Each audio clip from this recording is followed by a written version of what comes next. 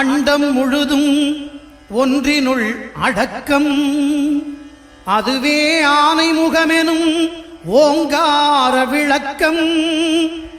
சுழலும் கோள்கள் அவன் சொல் கேட்கும். அவனை தொழுதால் போதும் நல்லதே நடக்கும். ஆனைமுகனை தொழுதால் நவக்கிரகங்களும் மகிழும். நல்லதே நடக்கும், நல்லதே நடக்கும்.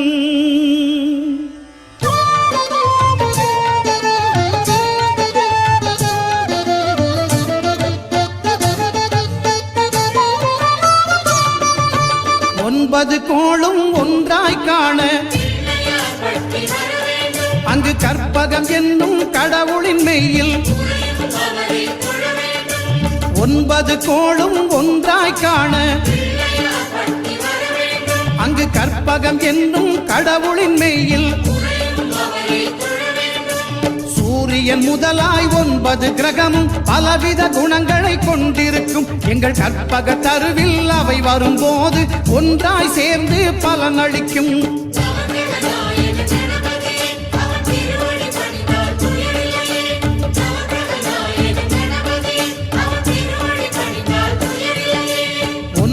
கோளும் ஒன்றாய் காண அங்கு கற்பகம் என்னும் கடவுளின் மெய்யில்.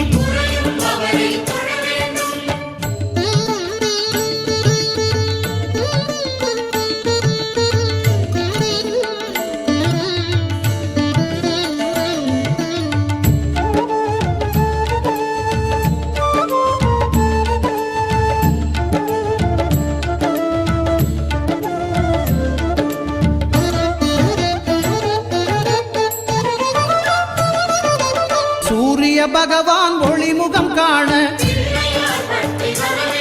அங்கு கற்பக தருவின் நெற்றியில் மலரும். சூரிய பகவான் ஒளிமுகம் காண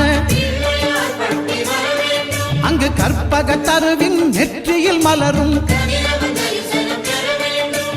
இருளை விலக்கி உலகை எழுப்பும் ஞாயிறு அங்கே குடியிருப்பான். அவன் ஆனை முகத்தனின் அடியவர் மனத்தில் ஒளியாய் வந்து கொலுவிருப்பான்.